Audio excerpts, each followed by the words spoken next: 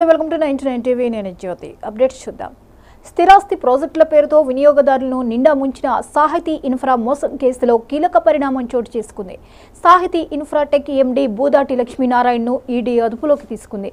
ఫ్రీలాంటి offer పేరుతో పలువురు వినియోగదారుల నుంచి కోట్ల రూపాయలు వసూలు చేసినట్లు ఫిర్యాదులు రావడంతో ఈడీ కేసు నమోదు చేసింది.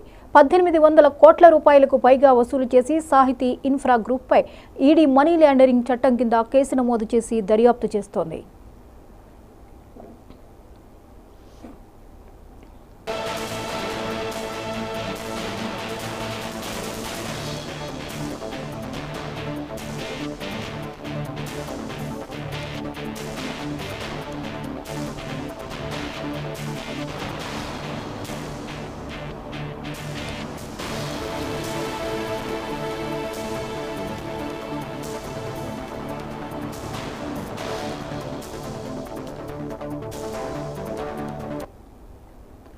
స్థిరాస్తి ప్రాజెక్టుల పేరుతో వినియోగదారులను నిండా ముంచిన సాహితీ ఇన్ఫ్రా మోసం కేసులో కీలక పరిణామం చోటు చేసుకుంది.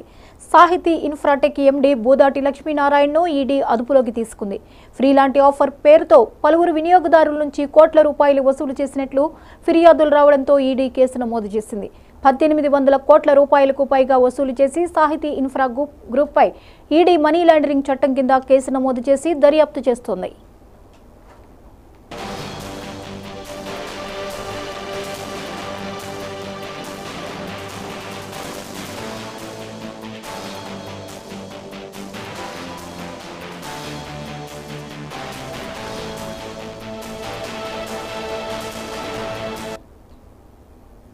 ప్రాయశ్చిత్త దీక్ష విరమించేందుకు డిప్యూటీ